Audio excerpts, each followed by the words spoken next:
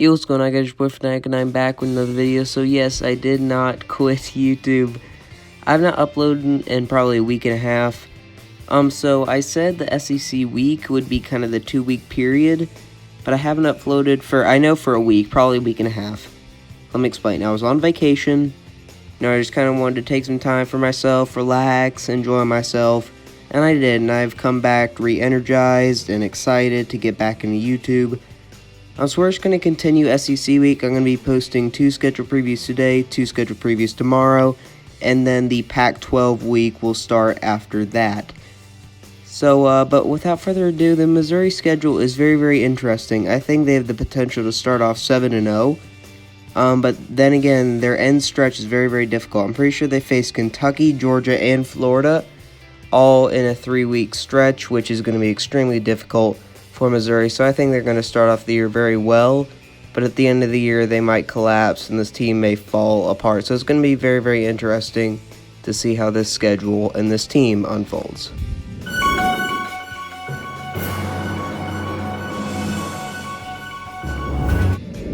So Missouri starts off the year on the road against Wyoming. Very, very interesting matchup. Wyoming certainly isn't a cupcake game, but they're not a huge game for Missouri to start off with. It will be on TV, but not one of the primetime channels. I think Missouri's going to be able to handle Wyoming. They certainly cannot look over Wyoming, or Wyoming could sneak in and get the big win.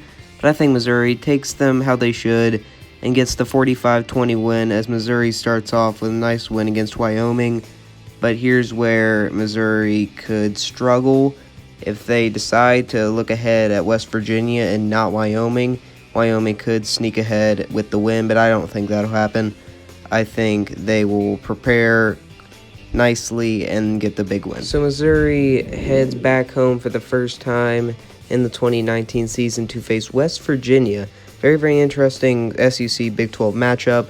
In my opinion, the two best conferences, two best Power 5 conferences. I think they're the most balanced overall.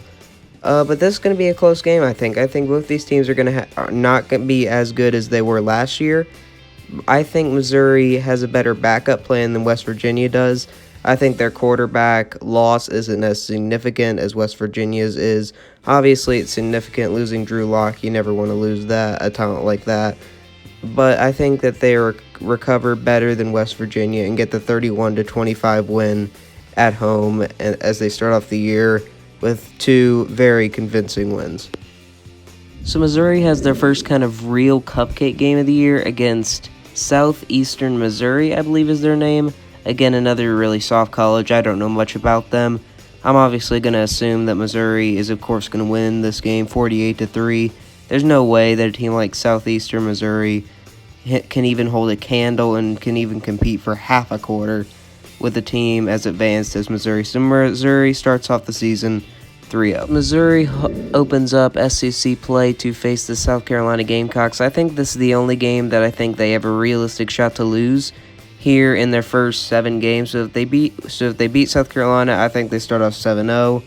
But I'm not going to give them the win over South Carolina. I think Missouri is not quite as good as South Carolina. It's the quarterback position. I think Jake Bentley is just a little bit better than Kelly Bryant. I know a lot of people are going to disagree with me on that. That's just my personal opinion, and I am going to stand by that till the end. So I am going to give South Carolina the 35-31 victory over Missouri. But Missouri has a couple more kind of easier games, so they can turn this thing around. Missouri faces the world-famous Troy. This team has been involved in so many beatdowns over the past couple of years. It's not even funny. They once in a while get a win over the SEC team. Will that win be this year against Missouri? No, it won't. I think Troy will have some success and they will be able to compete for the first half, and some people might think that Troy could pull it off, but Missouri's offense just will overpower the Troy's below average defenses. Missouri wins 42-21, rebounding well off their first loss of the season against South Carolina. So Missouri has their second SEC game of the year against Ole Miss. I'm a lot higher on Ole Miss than a lot of people. I cannot wait to release my Ole Miss schedule preview later on. Now, will they result in wins? Not necessarily. Will they result in competitiveness? Absolutely.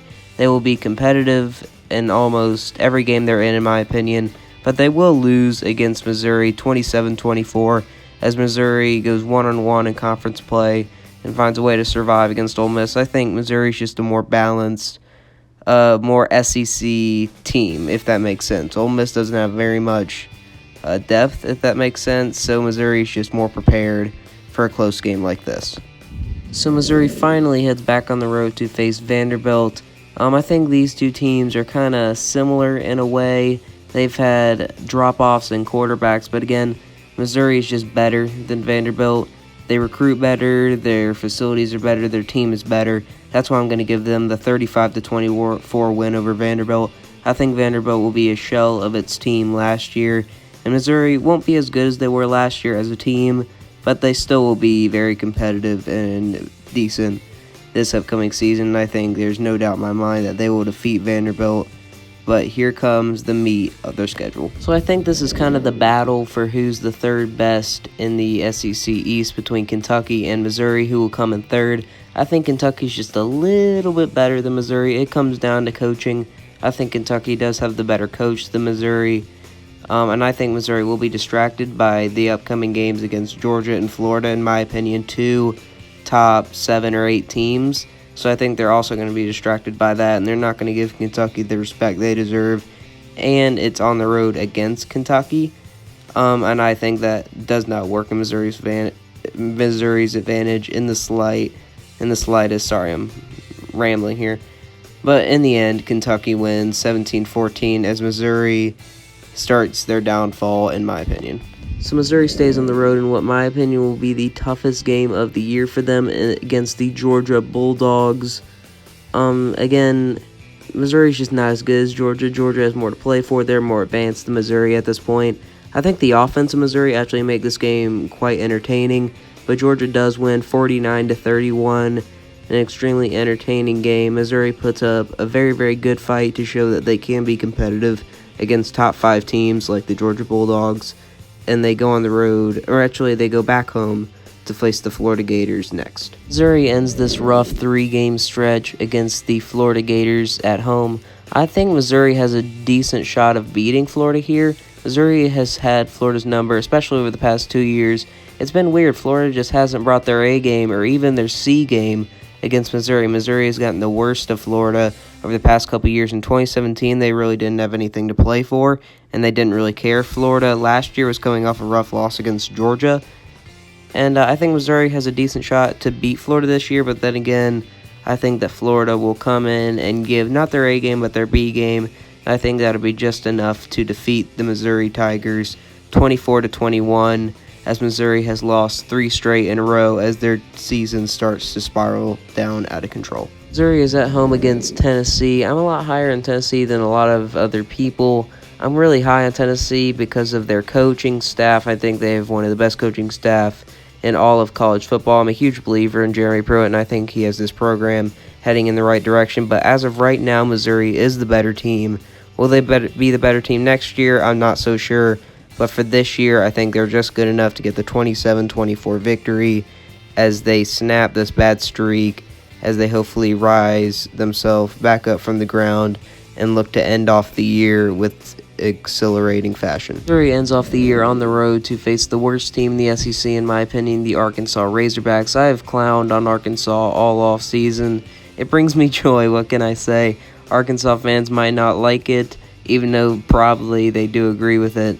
Arkansas just isn't good. Missouri is decent, not great or anything, but they can certainly beat the Arkansas Razorbacks comfortably 27-3 as they end off the year with a lot of momentum. 8-4 is their record on the year, as they should be going into a pretty decent bowl game with a lot of momentum. So Missouri ends off the year in successful fashion, 8-4. Now I'm going to be real with you, Missouri fans. This might be your ceiling for the next couple of years. You have Florida, you have Georgia. You cannot recruit on the level as they are. That's not anybody's fault. It's just Florida and Georgia are worldwide national programs. Well, you can't really recruit at the level as they do. But 8-4, I think, is a solid season for you guys. And Missouri fans need to learn to be happy with 8-4, 7-5, 9-3 seasons. 9-3 is probably their ceiling, at least for the next couple of years, while Kirby Smart and Dan Mullen roll the roost here in Florida and Georgia. So, unfortunately for Missouri fans, 8-4 is probably the best they can do. Still, it's solid. Missouri fans should be happy with this. They don't need to expect excellence from a team like Missouri, especially now that the SEC East competition is getting so elite with Florida and Georgia and uprising. South Carolina and Tennessee and Kentucky should be solid for the next couple of years. So Missouri 8-4 is fabulous for them. Missouri fans should be very, very happy and pleased with this 8-4 record that they have in the 2019-2020 season. So, I'm your boy Fanatic, and I am back on YouTube full-time again. No more vacations. It's going to be the month of July. Should be great for this YouTube channel. Madden 20 should be coming out in about a month. So I'm going to be really grinding on Madden 20 whenever that comes out. So I'm so excited for the future of this channel. And I will be starting a second channel fairly soon. It will be Florida Football Fanatic. So make sure to keep an eye out for whenever that channel unloads. That channel will basically be just me doing Florida videos, as Florida is my favorite team, and doing just everything you need to know about the Florida football team going up in the future and right now. So I hope you guys enjoyed this video. Make sure to like, comment, and subscribe. Check out my other videos if you guys like this type of content. So I will see you guys in the next one. Have an extraordinary day, and peace.